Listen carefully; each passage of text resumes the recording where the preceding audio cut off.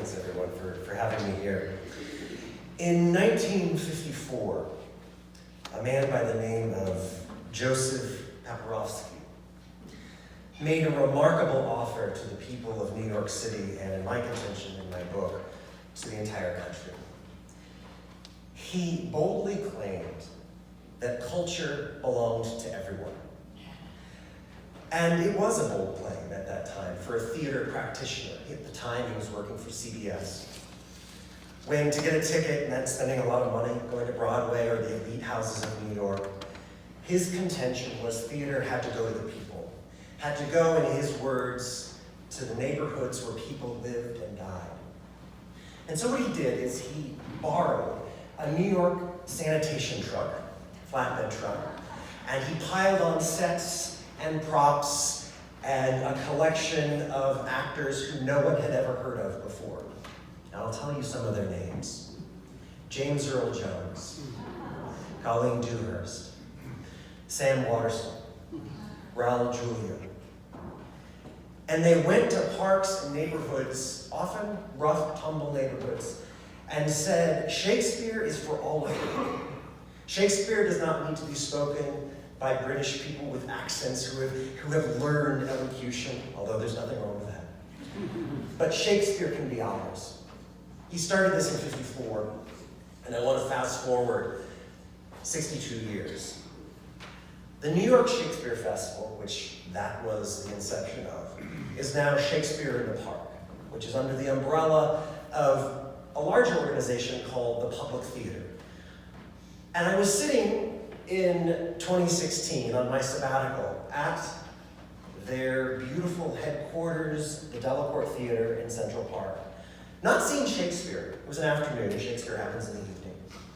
But I was there for a naturalization immigration ceremony in which there was singing, in which the feeling felt not dissimilar from what I feel here today.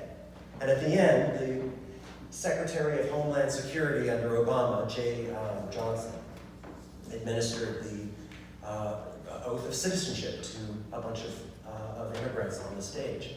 It wasn't lost on me, and nor anyone in that beautiful amphitheater, that about a mile away at the Richard Rogers Theater, the curtain was going up for a matinee of a musical about an immigrant from the Caribbean who was coming to what would be the United States of America. The story of Alexander Hamilton, told by a cast of people of color and sung in the style of hip-hop. And as I was thinking today of that trajectory, from the sanitation truck to perhaps one of the greatest economic successes of all musical theater history, all of those things happening in that time period, in that 60 years, from Hair, the musical Hair, about hippies opposing the war in the East Village. Fun Home, which you heard a little bit of today, Tony Award-winning musical about a lesbian coming out and her relationship with her father in the late 1970s in Pennsylvania. Suffs, which I'm so excited to see today, a musical you might not know about, but I bet you will soon, which is a recent one that they did about the women's suffragist movement. Beautiful musical by Shana Tao. That all of these things are about, I think, the things that we espouse in a place like this, and that we certainly espouse at UCCS and in academia. Culture belongs to everyone, and we have to tell all of those stories. As I was researching my book that Roger mentioned, called One Public, and the title I think makes sense now that I've given that preamble, I was uncovering a lot of wonderful material.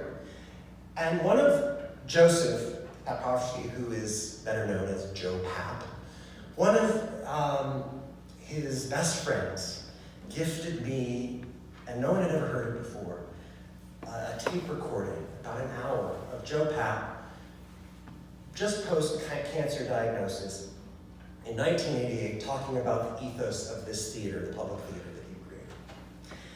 There's so much from it that I wish I could tell you, but as I was thinking, I thought this would be the most appropriate.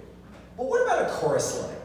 A show that made so much money that it actually kept the theater alive for about 20 years. I mean, come on, chorus line. How is that in the ethos of Hamilton, of Shakespeare in the Park, of this community connectivity? And Joe Papp says this: even a show which has been our greatest success and brought us the greatest amount of revenue and kept this theater alive, without which we probably would not have a theater at this point. A chorus line still fundamentally is making a social comment. It has to do with getting a job. And I was pleased to hear just now about someone here who's just recently got a job, and hopefully will appreciate that quote, as we all do. So why theater? Why do I do theater? Well, I guess I talk about myself as a theater anthropologist. I have to think back to the origins of Western theater and how all of these things that I just mentioned are embedded in the ethos of what we do as performers. Performers here, performers in front of each other, performers on a stage where you might pay a lot of money and see a show on Broadway. What is the thing that we are getting at? And it's community connectivity, obviously. The book is about the contemporary public theater and my friend, who is the artistic director of the theater, Oskar Eustis. And if he is watching this, he will forgive me for the fact that I'm about to rip him off in what I'm about to say. He gave a TED Talk, and I encourage you all to listen to it, about the origins of theater and why it is so essentially important. And he said, it is no surprise, no coincidence, that Western theater and Western democracy started in the same town and in the same decade. Athens, Greece, around 500 to 510 BC. That isn't a coincidence, of course. Theater is about the coming together of people listening and sharing stories and seeing each other. But a lot of people don't know that theater started, Western theater, but many theater traditions around the world, as choral odes, again, similar to what we do here. What were called dithrands, where a group of people would sing stories of the gods or lore. And there was a time, and this might be folklore, and it doesn't matter because it's a great story. There was a time that a guy, we think his name was Eustis, stepped forward from that group and started speaking by himself. But the great remarkable thing that happened next was someone else stepped forward. And then Eustis, or whoever it was, could turn and say something. And right now, that connection that I just had with you is so powerful that we all have to lean in. Because now you and I can talk, and if we can talk and look each other in the eye, suddenly we have the basic building block of theater and democracy: empathy. And Oskar tells this story, and I was completely taking that from his TED Talk, so when you watch it, know that that's where it came from. And I think it is the most powerful way for him to encapsulate what his theater does. And so I tried to capture the story of the last 20 years and ask some tough questions about what happens when your theater, the public theater, becomes so famous. And those stories that I told, everyone nodded with Hamilton because it is so famous. And when I went to see Hamilton at the Richard Rodgers Theater, whenever it was, I, of course, forked over, with my family, the $650 that it costs to see it. That is not for the people, or is it? And I was reminded of a story that I'd like to tell. I have two stories I'd like to tell. Of 2016, the fall of 2016, which for many of us was a somewhat traumatic fall. In late November, the Vice President-elect, Mike Pence, attended the Richard Rodgers Theater and saw Hamilton. Some of you might know the story. At the end of the show, one of the actors, Brandon Victor Dixon, stepped forward. Pence had already left the theater, but he was in the lobby and heard all this. "We, sir, we are the diverse America who are alarmed and anxious that your new administration will not protect us, our planet, our children, our parents, or defend and uphold us and our inalienable rights. We truly hope that this show has inspired you to uphold our American values and to work on behalf of all of us." Of course, the audience let him speak, applauded, It was lovely. In response, of course, the president-elect tweeted that the country should boycott Hamilton. As I said in a speaker talk the other day, but I don't think that was the point of the talk, but okay, there you are. But the story is one I tell often as a liberal Democrat. Might be an interesting story for me to tell and to double down on and explore in the book. When I spoke to Oskar a couple of years ago about that experience, he said to me the following, and I'm going to just read what he said. As a result of Trump doing that, there was an online move to boycott Hamilton. And I thought to myself, that's insane. None of those people are going to see Hamilton. They probably can't afford a ticket. It wasn't going to come to a city near them. And even if they could afford a ticket, and it did come to a city near them, they didn't have the ends to get on the list. And I realized we've actually been boycotting those people for a long time. They're not boycotting us. They are returning a boycott. We have taken half of the country and turned our backs on them and said, you don't want us, we don't have anything for you, you can't support us, we are going where we want. And that shift changed the way he looked at the theater. And for more stories like that, you're gonna have to get the book. But the reason I bring it up is because what he calls leaning into the red, meaning leaning into not necessarily the politics that he doesn't believe in, but the people who believe in those politics and whose communities need that sense of the agora, the ancient Greek agora, just as much as anyone else. Who, I ask, in the midst of our great progressive ethos, are we leaving behind?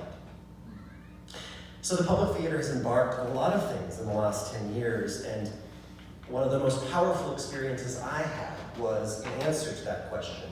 Who are we leaving behind? Mr. Eustis reenacted that flatbed truck, this time in zip cars and taxi cabs, and took actors, some of the greatest actors in the country, to places like churches, parks, and Rikers Island Prison, where I went with a group of actors to see a performance that they were giving deep inside Rikers on a basketball court. All the lights up like this for incarcerated people. Romeo and Juliet, my favorite Shakespeare play. And I will tell you this, I learned more about that play in that moment because of the people I was watching it with than I ever thought I knew as a scholar who studied that play. The eyes were open. So, one of my friends, Juan Arma, who directed one of those mobile Shakespeare productions, said to me this when I was interviewing him. One of the inmates who has seen the show, she took 3 programs. When we asked her why she took 3 programs, she said, well, it's one for me and one for each of my children. And I send the program to my children, and then they read the play. And then we talk about it. And we talk about this show that I got to see. Kwame says, I was like, yo, that's God's work. This is what we do. This is why we do this. To connect to people, to arts as a healer, to art as a conduit, art as a catalyst. Finally, to double down on all of those beliefs that I have, that Oskar has, that the public theater has, about the power of community, I want to tell one last story. One of the best interviews, my favorite interviews that I did in the book, was with a person you might know, Samantha Power.